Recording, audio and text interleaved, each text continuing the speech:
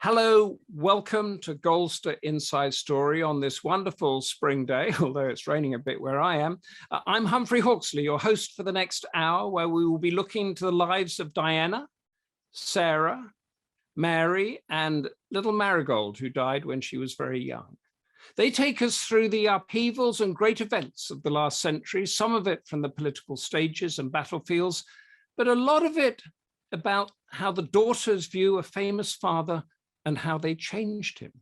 We hear much always about Winston Churchill, his home at Chartwell, his wife Clementine, and wayward son Randolph, but very little about these incredible pioneering women who rode a wave of social change and family tumult. Our guest today, sitting patiently but not speaking yet, is a book reviewer, a feature writer, but above all that, a dogged biographer, navigating archives and sifting through letters and papers to unfold the incredible stories that we are about to hear. She is the author of The Churchill Girls, the story of Winston's daughters.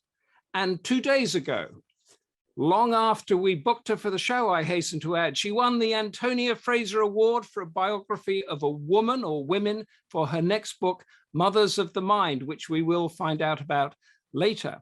And incidentally, her previous book was, before Wallace, Edward VIII's Other Women. And that sounds like a potboiler. Welcome, Dr. Rachel Trethewey, to Goldster Inside Story.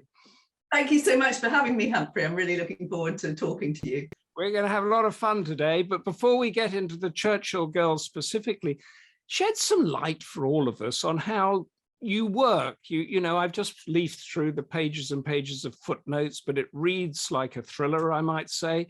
How do you do it? Is it trunks and attics, cobweb libraries, lunches with relatives, or do you just go to Google like the rest of us? Oh, it's a lovely lifestyle, actually. You know, it's not really, doesn't feel like work.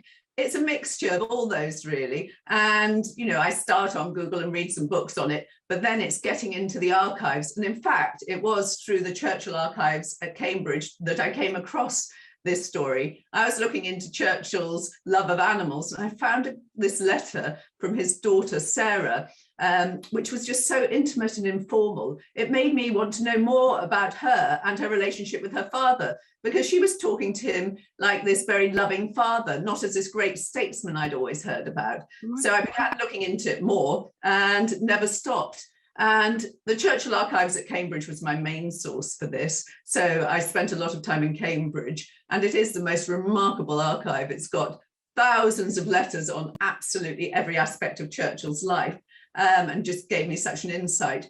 But I also like to talk to relatives, and I was lucky enough to speak to Churchill's granddaughters, Emma Soames and Celia Sands. And through talking to them, you got a real feeling of what the Churchill family was like, and perhaps most of all, the charm of someone like Clementine, Winston's wife. But I like the whole mixture of these things. And as I say, it's a really lovely lifestyle, I have to say. So you're sifting through about Churchill and animals. That was another project you were working on, was it? And is it sort of like, you know, a flash appears and you see, my God, this is going to make a great story.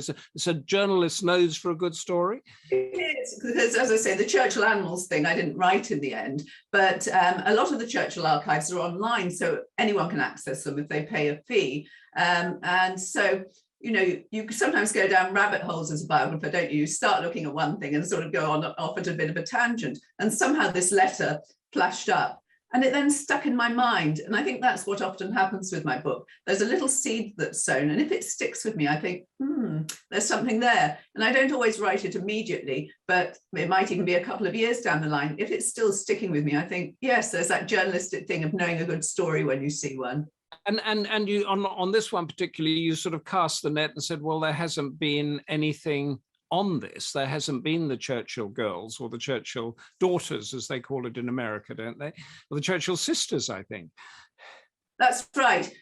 You know, you look around and obviously if someone else has done it thoroughly, you can't. But to my surprise, I found nothing had been written about all three of them. A lot's been written about the family as a whole, but they often get overshadowed because there's so many larger than life characters in the Churchill family. Obviously their father, also their mother, and of course Randolph, not to mention their cousins, the Mitford girls. Yeah, so, exactly. Such interesting characters. they were a bit overshadowed. Yeah, I see. Now take us through them, one by one. Diana, Sarah, Marigold, who died aged 2 years and 9 months, and then Mary. Just give us a pen picture of them. Yes, the eldest was Diana, born in 1909, and she wasn't really like the rest of the family. She was very shy and self-effacing, and she found it a bit torturous, this whole sort of flamboyant life at Chartwell, and tried to escape it as soon as she could. But she found it hard to find a niche for herself. She tried acting, she tried being a nurse, but none of it was really her. She had a very unsuccessful first marriage, which ended in divorce, and then married the Conservative MP, Duncan Sands, and they had 3 children together. However, although the marriage worked well and she was a supportive wife for a time, he began to have very severe mental health problems. He had affairs and they split up. And she, in her very quiet, compassionate way, worked for the Samaritans, but very tragically, in 1963, she committed suicide. Goodness. Yes.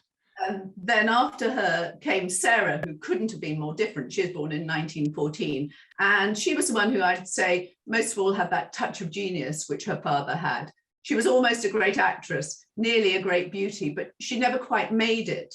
And she had a very complicated love life. She eloped with her first husband, and then 2 of the men she loved most committed suicide. Oh, goodness. And after all that tragedy, she turned to alcohol and in fact ended up arrested for being drunk and disorderly and put in Holloway prison. And so it was really sad that she had all this potential and she never quite made it. But she was great fun to be with and a really colourful, flamboyant character. And I really enjoyed writing about her. Can I just go, because we've had 2 tragic stories there. I mean, great lives, tragic stories. And Churchill himself suffered from black dog or depression, didn't he? Was this a genetic thing or?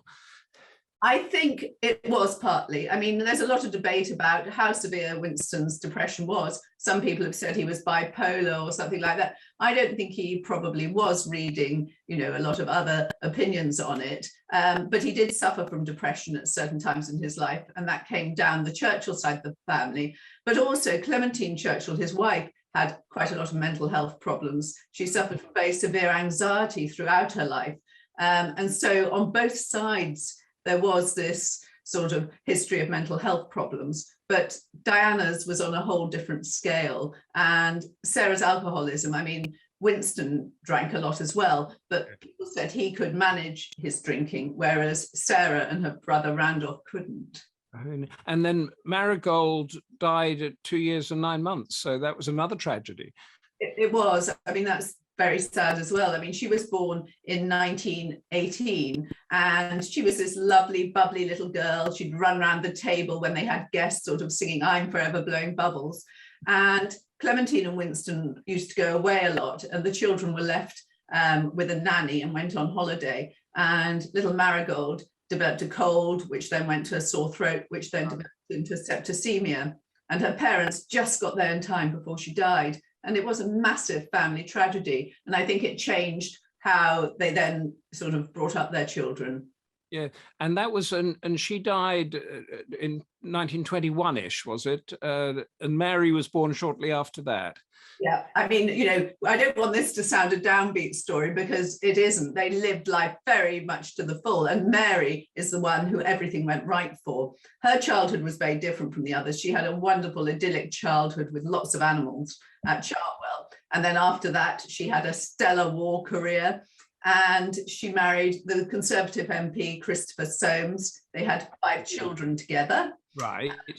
And then in later life, she had a very successful career of her own, becoming a successful biographer and becoming chairman of the trustees of the National Theatre. And so her life absolutely went to plan, and she was a wonderful support to her parents throughout their lives and a very happy person. So very different from her sisters. So they're all very different, but is there a sort of holistic way that you can say the daughters viewed their father as he was climbing the political pole or in all these political fights that he got into? They were totally supportive of him. I mean, they all adored their father. They had more problems with their mother, but that's a slightly different part of the story. But with their father, they were brought up to believe, and he believed, that he had a great destiny, and their role was to support him. And they always did that, particularly during the war. It was harder for them when they had to develop lives of their own.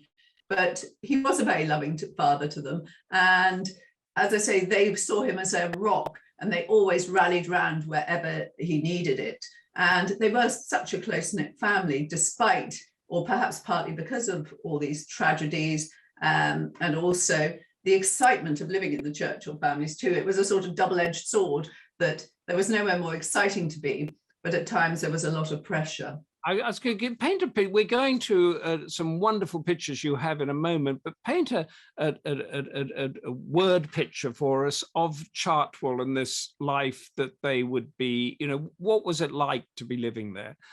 Chartwell was this amazing country house where anyone could turn up. 1 minute Lawrence of Arabia would be arriving on a motorbike. The next minute Charlie Chaplin would be jetting in from America, and politicians were asked down there.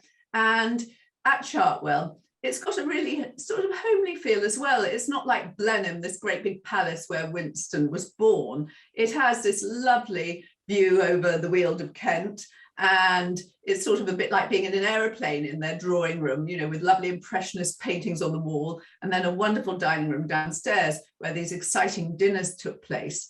And the children were always involved. There were 2 tables in the dining room, a large table where sort of all the adults and, grand guests would be, and then a little children's table beside it. And as soon as they were teenagers, the children would graduate to be sitting at lunch or dinner with the great men and women who came to Chartwell.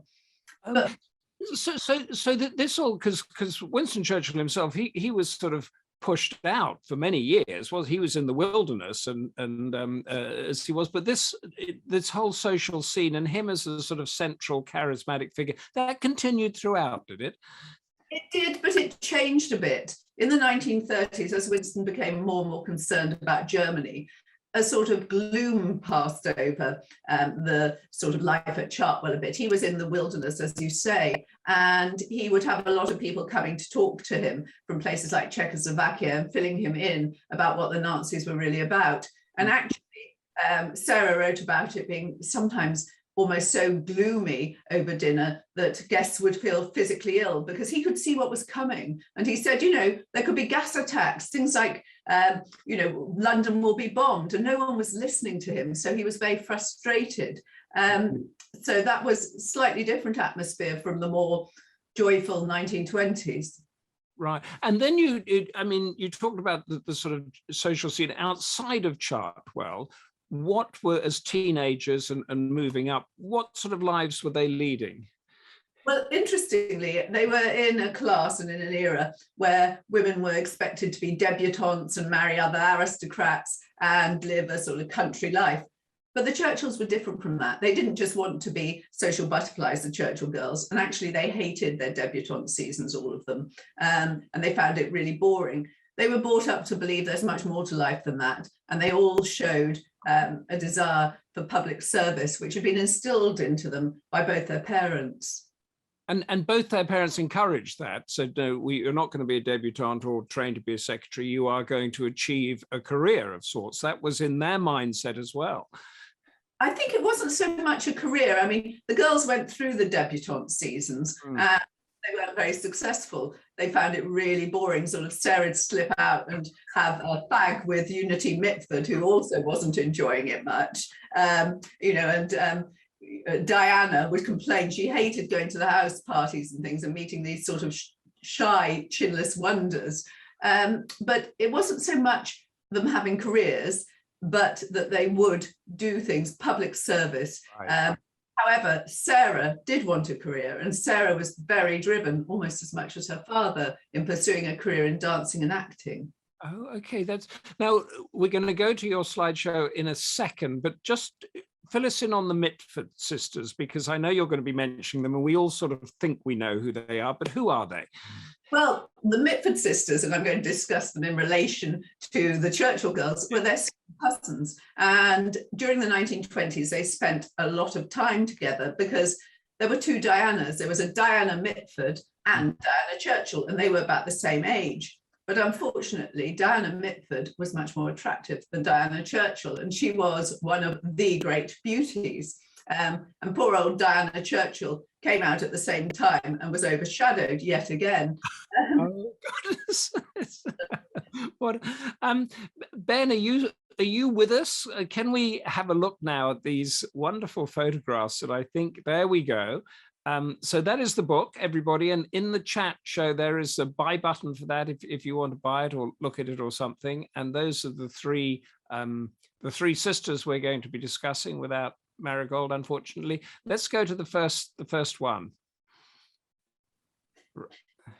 Okay, what are we seeing? Well, here we see the three girls together, which is a very unusual photo, because when I was writing my book, I could not find any other photo other than at Clarissa Eden, their cousin's wedding, of when they were all together. And I think there was quite an age gap between the girls, but there is just not another surviving photograph of them all together. So this is sort of gold dust for me. And, you know, it shows the gap between them. You can see Diana there, who is quite an attractive young girl. Then Sarah, who already has an eye, I think, to be photographed, doesn't she? She's very photogenic. And yes. little baby Mary, who was known as Baby Bud, and she does look like Baby Bud there, doesn't she? Very sweet. She does. And the next one, please, Ben. Chartwell. This is a house that Winston fell in love with, and I described a bit of the life there, but Winston actually bought it against Clementine's wishes and without telling her when she was giving birth to Mary, and she was absolutely furious. She was not a very happy woman, as I think most of us wouldn't be if our husband bought our home without us. Well, it's not like buying a one-bedroom flat somewhere, is it? I mean, you're buying a country pile. And it needed a lot of work doing to it, and they were not particularly flush for money, so not a good idea with Clementine. And that is now a National Trust property, isn't it? So anybody can go and visit it. Yes, absolutely. I really recommend it. I mean, it's just a wonderful atmosphere there. It's absolutely stunning. On, please, Ben.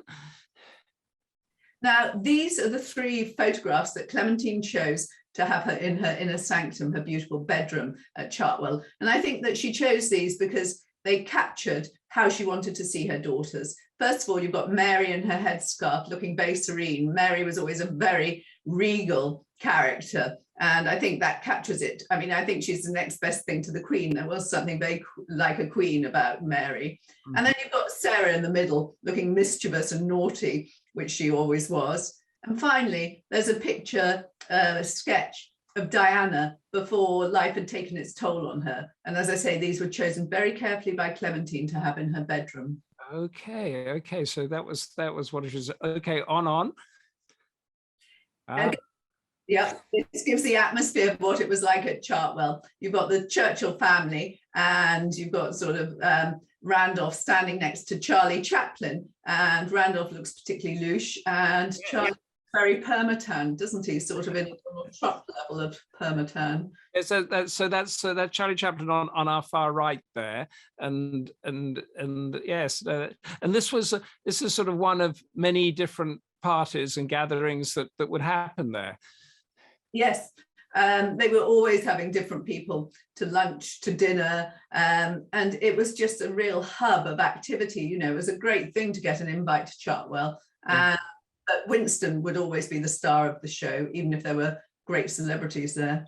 He was the person that everybody goes to in the room. I remember, I think recently there was something about Dominic Cummings and Boris Johnson. When Dominic Cummings was there, and people were saying that, well, if they're both in the room, everybody goes to Dominic Cummings. And Boris Johnson didn't want it. The next week he was out. On, please, Ben. Yes, now high politics. Yes, I mean, for the girls, the highlight of all their lives really was the war. And Sarah and Mary got to travel with Winston when he went to these important international conferences, which really determined the future of the world. And this one is at Yalta near the end of the war. And you can see there Winston next to Roosevelt and then Stalin. And Sarah accompanied him on this trip. So in what role did they accompany him? As sort of family support, or did they have a work role at all? Well, they were known as his aide-de-camp, and they would wear their uniform because Sarah was in the women's RAF and Mary was in the ATS. But really they went because Clementine didn't want to travel all the time. And by this stage, Winston's health wasn't very good and someone had to sort of really look after him.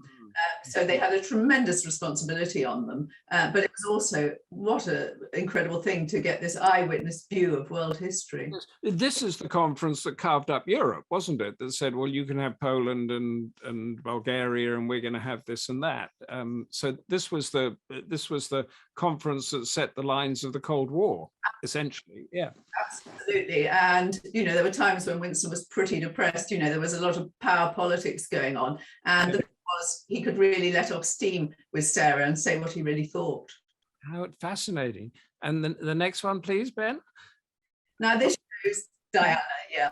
And she couldn't do as much during the war as her sisters. She didn't travel with her father because she, as you can see here, had 3 small children. And there you can see Winston on the edge of the picture, and a suave, dashing husband, Duncan Sands. Yes, that's and they where are they? They look as if they're at Westminster Abbey or somewhere there. I mean, yeah, I'm not sure. I think it could well have been the christening, perhaps, of Celia. But you're right; it is outside a church, isn't it? And yes, it's something like that. And our next adventure, Ben? Oh, it is an adventure too. What's lovely. I mean, it captures that sort of intimate relationship between Mary and Winston, and Mary looking very smart in her uniform, being in the ATS. She had a really successful war career, and Winston was incredibly proud of her. Tell us a little bit more about her war career. Well, she was a very, very young, inexperienced girl who'd led a very sheltered life at Chartwell at the beginning of the war. But as soon as the war began, she was living with her parents at first at 10 Downing Street, which was very exciting, and then going up to Chequers at weekends. Right. But she wanted to be a gunner girl in the ATS, and she wanted to be treated just like anyone else. So she worked her way up and ended up a junior commander in charge of over 320 women. And at the end of the war, she went to Germany, and she was there shortly after the liberation of Belsen. And that was, really shocking what she saw there. Saw all that then, did she? She did. I mean, she wasn't in actually at the liberation. It was just afterwards. And there's a very poignant piece she writes about going into maternity ward there and seeing these shriveled babies and their wizened mothers. But one of them thanked her in broken French for her father for all he'd done, to liberate them. Goodness. And how old was she in the war years? Just remind us. She was born in 1922. So by the end of the war, she was only 23, but she had really grown up. And she'd been right through the war from about 17 then through to 23. And when you say, she wanted to, make her own role there, was she given any favoritism because she was Churchill's daughter, or did she try to hide that? Or I think she couldn't totally hide it, but she didn't like any idea that she was getting any favoritism. The one thing that sort of worried her was they moved her nearer her parents, so she was moved to Hyde Park Barracks, and Winston used to drop in and see her whenever he could, but as I say, she wanted to do it on her own merit, and she hated things like they decided she'd be a great poster girl for the ATS. So they came and took a load of photos of her, which were then used to publicize her role. And she found it really embarrassing. They sort of pictured her putting out dustbins, doing everything. And she said, "This is the most bloody day of my life." She just wanted to quietly get on with what she was doing, but I think she was very well respected in her own right, and yes, her courage. Yeah. And he would have probably wanted to drop round and see her, and as you said, let off steam and hang out without all his sort of advisors around him, and with his daughter and her mates. Yeah, and also I think Mary was particularly important always to Clementine's stability, and Clementine's stability was absolutely essential to keeping Churchill on track. So there's this sort of chain going. You've got this sort of circle thing. Next one, please, Ben. Okay. this one shows Mary going with Winston across the Atlantic to the conference in Quebec. And during that time, she got to go with Winston and meet Roosevelt and stay at his estate at Hyde Park Gate. Yeah. And then Hyde Park on the Hudson. And then they stayed at the White House as well. So, I mean, what an experience for a young girl. She did. And of course, Winston Churchill and Roosevelt didn't get on that well, did they? They had a did she smooth the path there at all? Yes, I mean, her mother said, gosh, you get on so well with Roosevelt.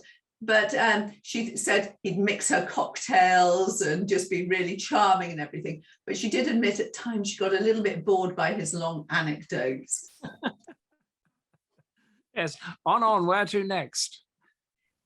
This shows Sarah also got to meet all the leading people in history. So there she is with Roosevelt and Stalin. And there's a really lovely story about them being at the Tehran conference for Winston's 69th birthday. And over dinner, the first toasts were drunk by Stalin and Roosevelt to Sarah. And she was absolutely over the moon. She wrote her mother about all these conferences. And she said, you know, they then toasted her father and said what a great war leader he was. But she wanted to get up and say he's a very lovely father too, but she was too shy. Goodness. That's because that's the two sides. And these aren't two different characters, are they? It's the war leader blending into being the father. Definitely. I mean, he really needed his family. He'd had a very unstable childhood. His parents were dreadful to him. So family life was always really important for him. For him to be able to be the great war leader he was, he needed that stability of them all behind him. I was going to say, so if he didn't have that lock-in that you had, he would not have been able to achieve what he achieved? I think he wouldn't. I mean, it was said during the war that he always feared that if his son Randolph, who he adored, was killed, he said he couldn't carry on. You know, you feel that if something happened to Mary, would he have been able to carry on? I mean, he did see two of his children die before him, and he did survive it. And probably he would have carried on because he did believe in destiny and he was such a patriot. But, you know, it was vital, and it did make life a lot easier for him and give him that sort of emotional support and people he could let off steam with. Yes, as you say, he could just drop round the Hyde Park barracks, and you know, if you want to drop round and see your children and grandchildren, even now for all of us, it's something that's great. On. Now, this picture is very poignant. It's just after the conference at Yalta. This is the last meeting between Roosevelt and Churchill, and you can see their two daughters there, because there's Sarah, but there's also Anna Batiga, who was Roosevelt's daughter. So Roosevelt took his daughter as well to Yalta. Okay. And did they get on? They did. The girls went off, or women we should call them, I think is less patronizing by this stage. Hold on, you've got a title here saying the Churchill girls, so we better stick with it. Oh, okay, I'm okay. As I say, we won't be totally politically correct. But they went off with Averell Harriman's daughter as well. And so the Roosevelt, Churchill and Stalin were known as the Big Three, and the three girls were known as the Little Three. And they were taken on tours around the Crimea sort of areas quite near to, you know, where things are happening now in the Ukrainian war. And they saw the devastation there and were totally shocked by what was happening. Fascinating. So they sort of, there's a witness of Belsen, a witness of the, you know, the war or the aftermath of war, that the dreadful was sort of, and then their father solving it all in a way, you know, that's a huge, I mean, psychologically, that's quite a huge thing to take in, isn't it? I think it was. I mean, from an early age, they realized their father was not just their father. They realized he was something much bigger than that too. And I think that's why they were willing to sacrifice so much to support him, because they did sacrifice a lot, particularly Sarah. Her acting career was about to take off at the beginning of the war. And she just felt she couldn't do something which sort of seemed to her slightly trivial. She had to be doing something that was supporting the war effort and supporting her parents. That's very, very interesting. And our next location? Now here we've got, And Mary was here at this one. And this was a really important meeting because it was the first time that Winston had met Truman. He'd worked so closely with Roosevelt, and Roosevelt had just died. And so Mary was very concerned how her father would get on with Truman. And there are great letters from her back to her mother saying, I'm so relieved. I thank God that they got on really well. Winston said I could do business with him, or Dad said, or whatever, Papa. So you must have had an incredible time going through these letters with these world-changing events and meetings that were taking place, and then seeing it all from the daughter's point of view. Absolutely. And the wonderful thing was they were such good letter writers. And actually, Clementine said to Sarah, who wrote endless accounts and really lively and funny and great to read, she said, these ought to be published. And, I think they actually should be, because it was their view of world events. And they knew in their family, you had to be entertaining. The worst thing you could be was boring. So they really captured it, all the sort of light-hearted bits as well as the serious stuff, which made... That's fascinating, the entertaining bit. So they knew how to bring in the crowd and bring in the readership and that sort of thing. On to the next one. Now here we get on to Sarah's love life. This is Sarah with her first husband, the comedian Vic Oliver, who was much older than her and divorced. And Winston really disapproved. Sarah eloped to America with Vic, and he sent Randolph across the Atlantic to chase her and try and prevent her marrying him. But with no success. No success. Sarah was, as I say, known in the family as the mule, so she was very stubborn and wouldn't listen. But when you say disapproved, I just wanted to get in my mind, because the Churchills is a big family. Disapproved because of the reputation to the family, or disapproved because Vic Oliver wasn't right for her? A bit of both. Vic Oliver was a twice divorced, much older man, and they just didn't like him. But then Winston never really approved of most of Sarah's boyfriends. She later married a society photographer, Anthony Beecham, and he was pretty sniffy about him too. They liked her third husband more, but he was an aristocrat. But whether it was snobbery or they were right that these men were not right for Sarah, it's difficult to tell. A bit of both. On to the next scandal, if it is a scandal, not quite. Oh, it is a bit of a scandal, actually. And now here we've got Gil Wynant, who was the American ambassador to Britain and absolutely vital to the war effort. And he was a great Anglophile, so he helped persuade Roosevelt to fight for America to come into the war. And he's signing the Lend-Lease agreement with Winston. But something was going on behind the scenes, because Gil and Sarah had fallen in love. And Gil was another much older married man, and they had a very intense and rather wonderful love affair during the war. But Gil was so in love with Sarah that after the war, when he was disillusioned with politics and she wouldn't marry him, he committed suicide.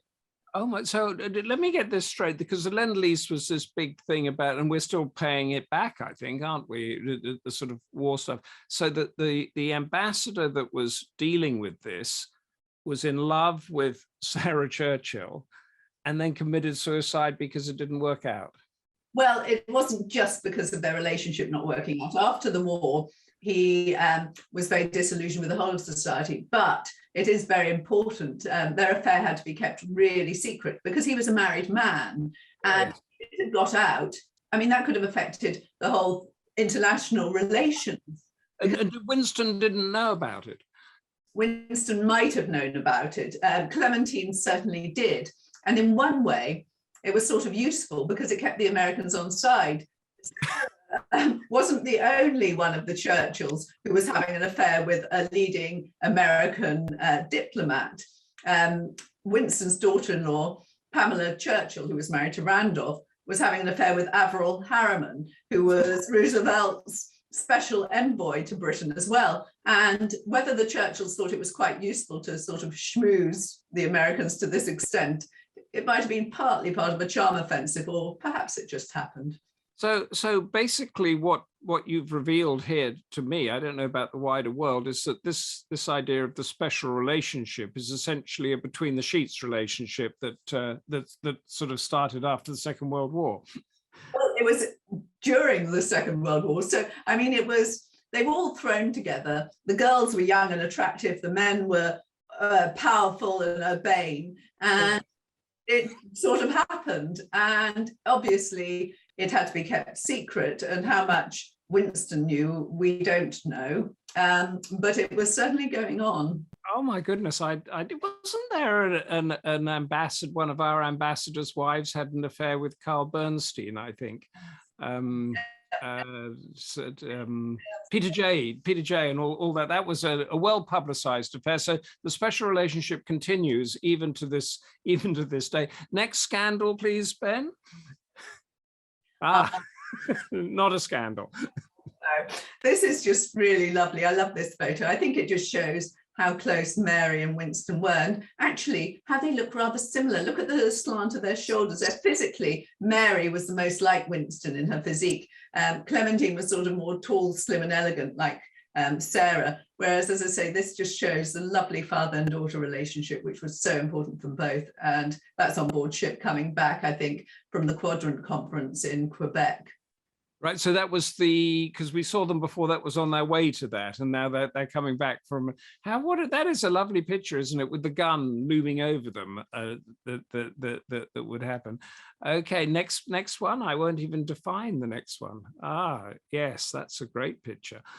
Again, I mean, I think that tells a big story. Again, Sarah's right behind her father and supporting him, and she did this, it wasn't all fun going to these conferences, because at one point Churchill got seriously ill and nearly died, and Sarah was in charge of him till Clement flew out. So it was one hell of a responsibility, because if something had happened to him, it could have affected the course of the war. So it wasn't just a family matter anymore.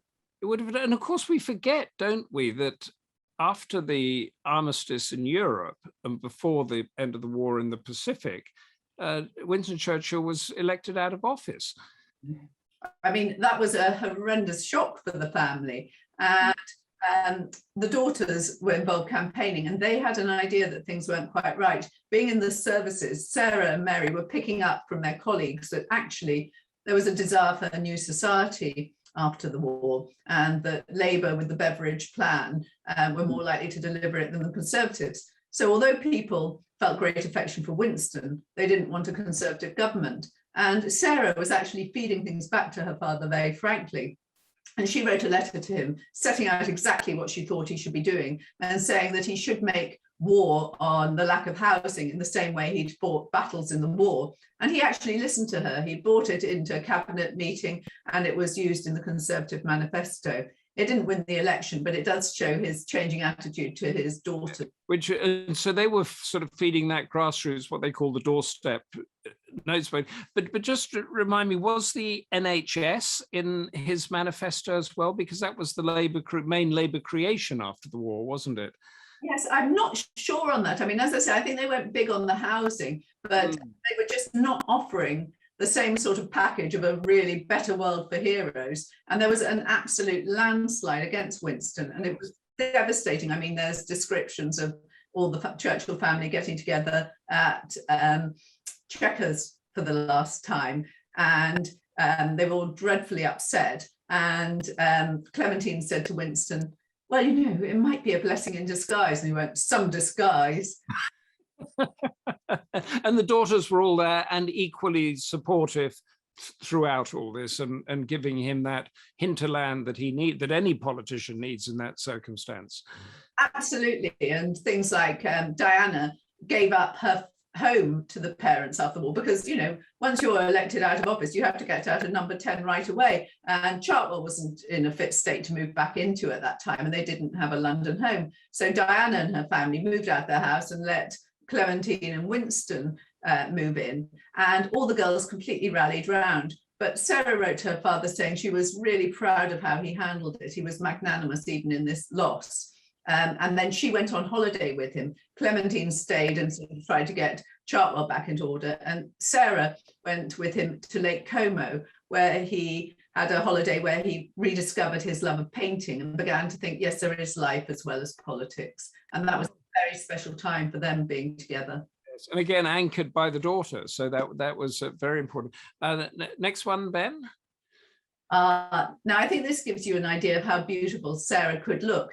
Clementine said she could either look really beautiful or like a moping raven. So, you know, she was a great beauty in some ways, but there were these sort of fatal flaws and self-destructive streak which undermined it sometimes. Yes.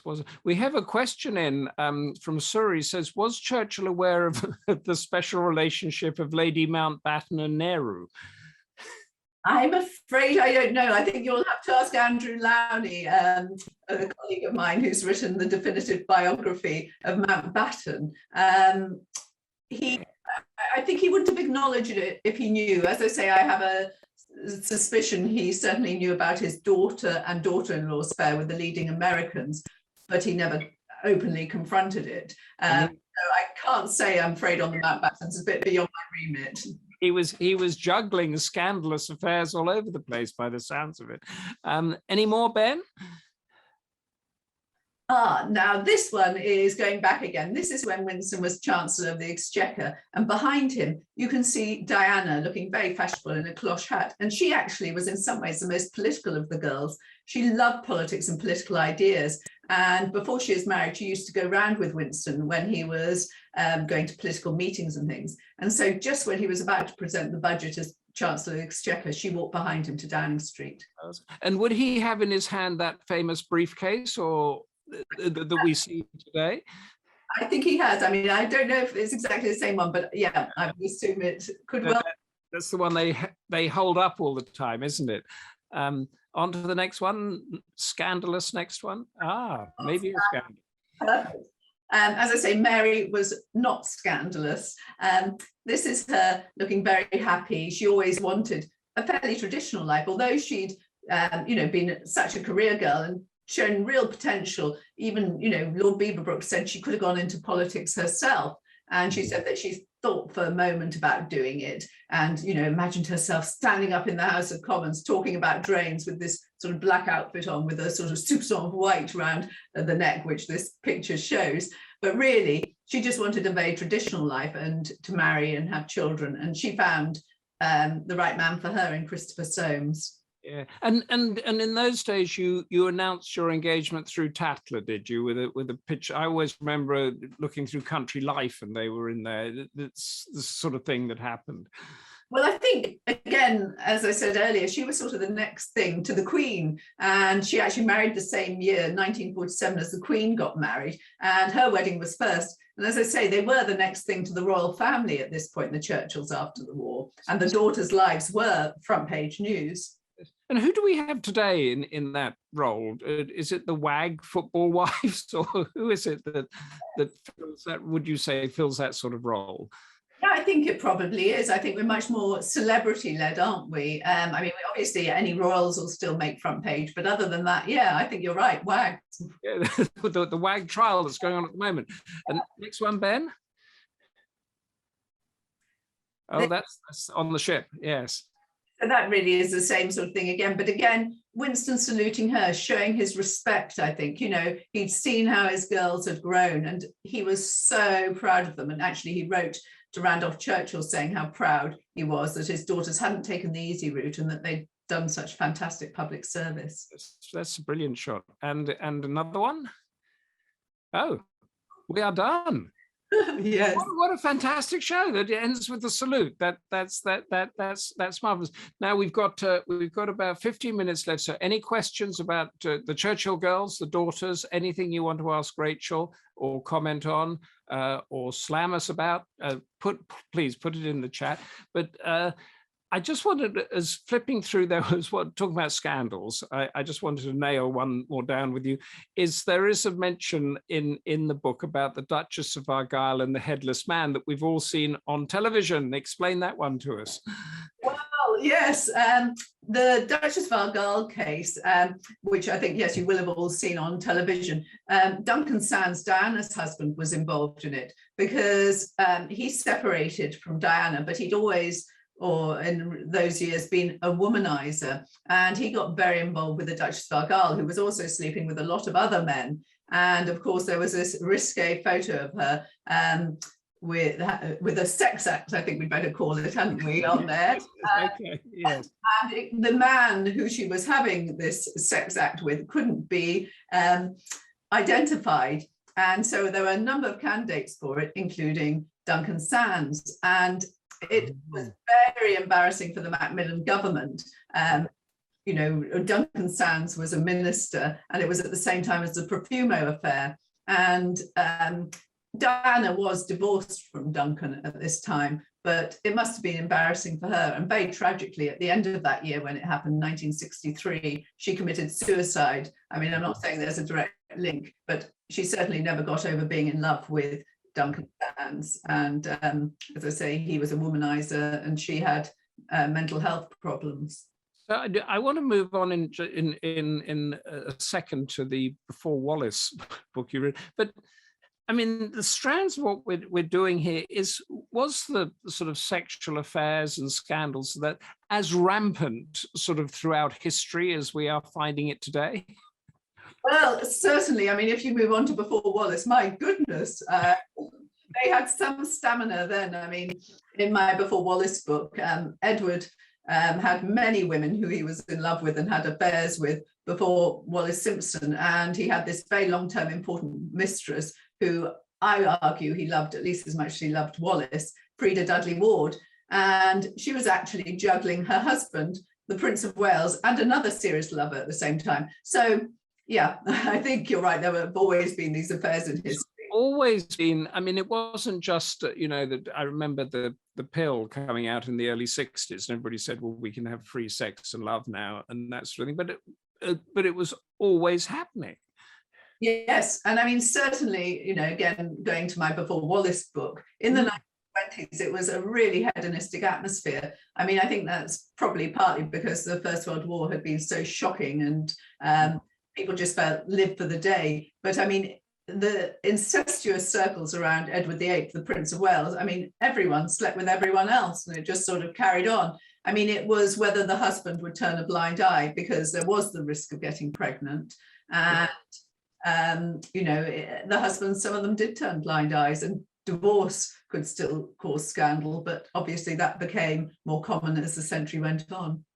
So explain, Before Wallace, Edward VIII's other women, that was the one before this, just give us a sort of more vivid picture, as it were, of the social scenes that were taking place at the time then.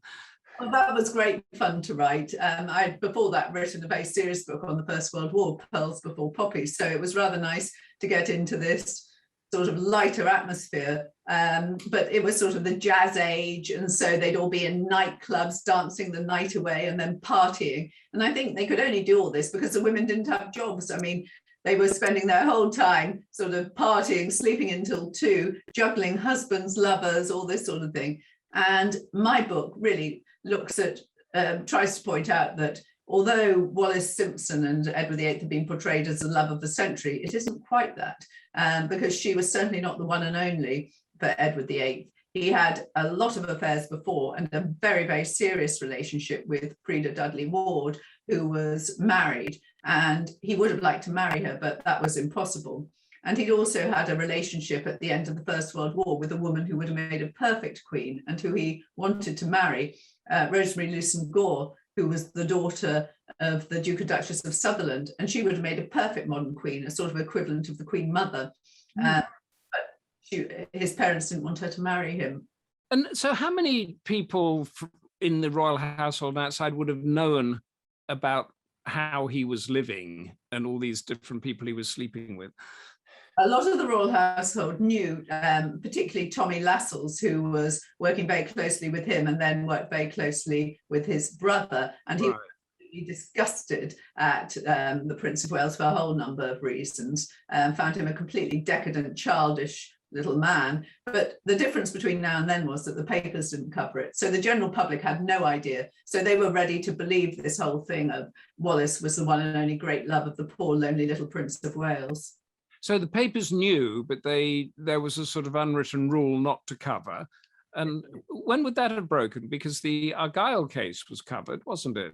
Yeah. I mean, it did break, certainly. And actually, they broke it, obviously, when the affair with Wallace became public, and I think it was exposed first in America, and then I think one of the bishops in England mentioned it in a sermon, and they could report on that. So it had begun to change. However, the newspapers did a similar thing actually with Winston Churchill, because when Winston had a stroke, which completely incapacitated him in 1953, the press barons knew, but it was kept quiet. So there was still some of this going on, some of this deference, but I think 1963 really changed it. The headless man, Profumo, and that we were moving away from an age of deference, I think, from then on.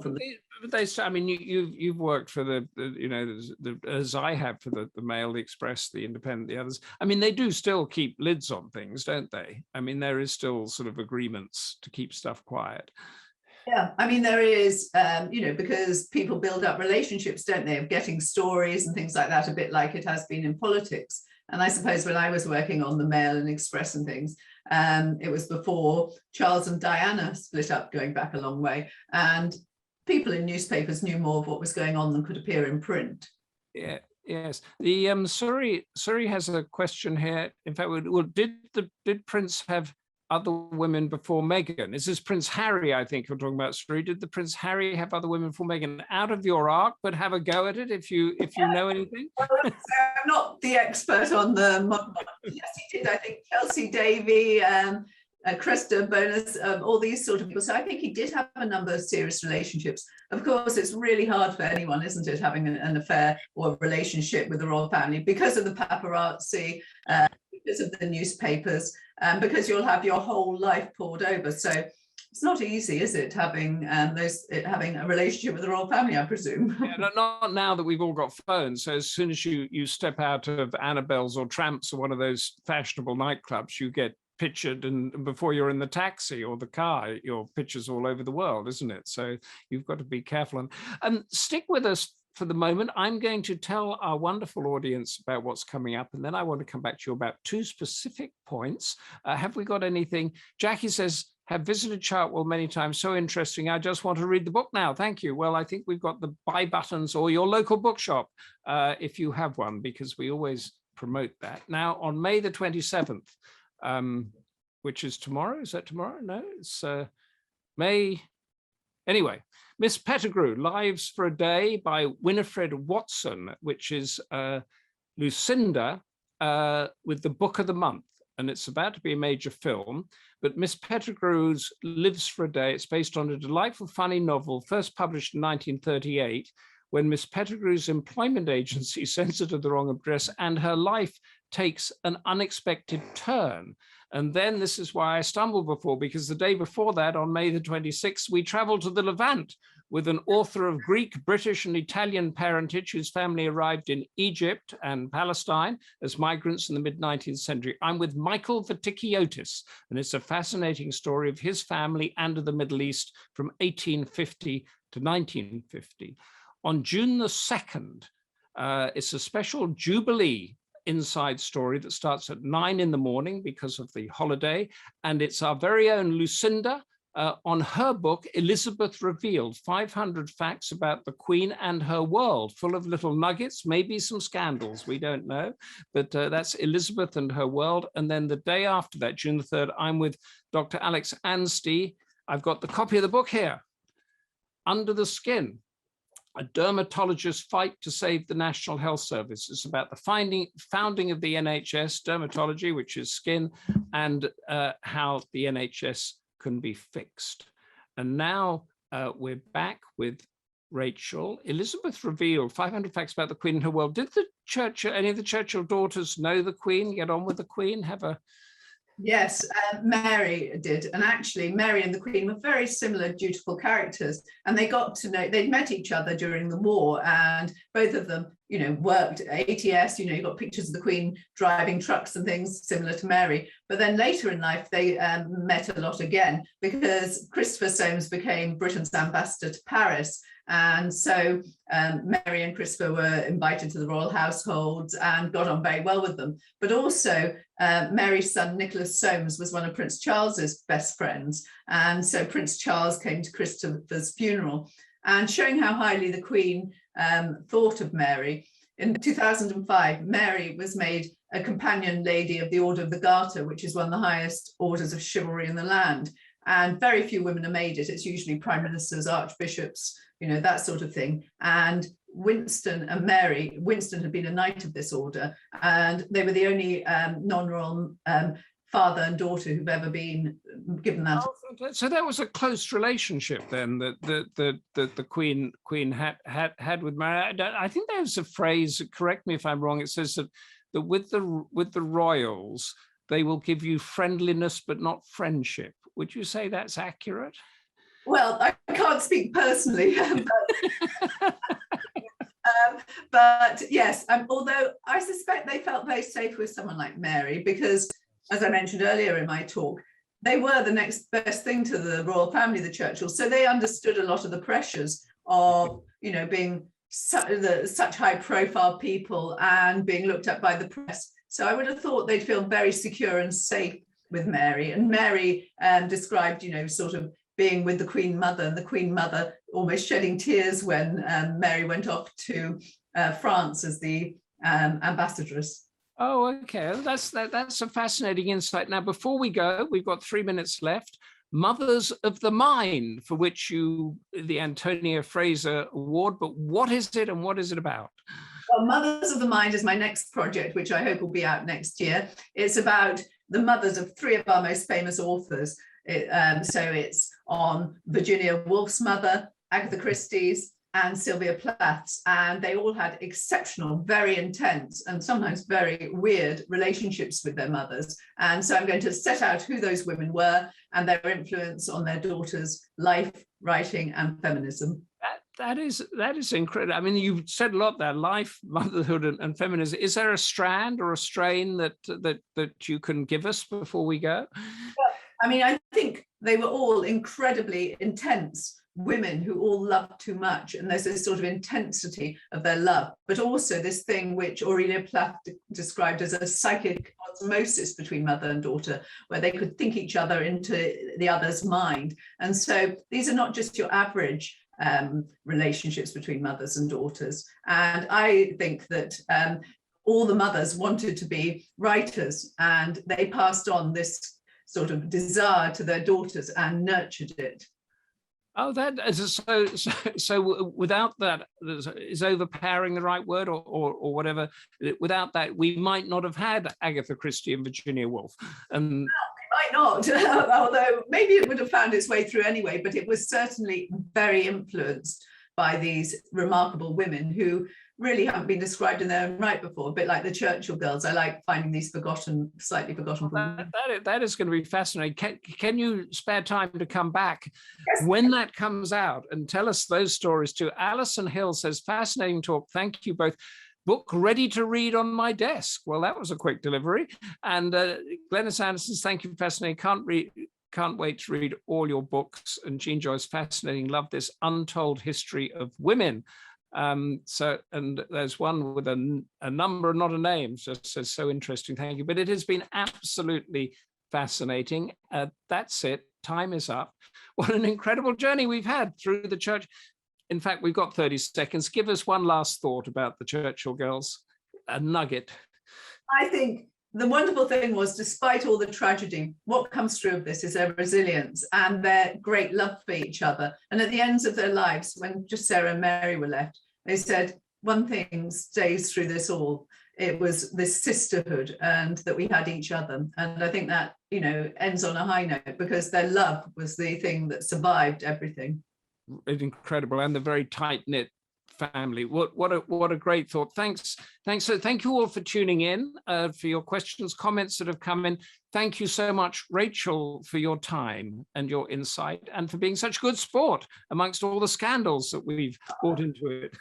Until next week, with me in the Levant, goodbye, stay active, stay involved, above all, stay safe. Thanks again, Rachel. Bye. See you soon.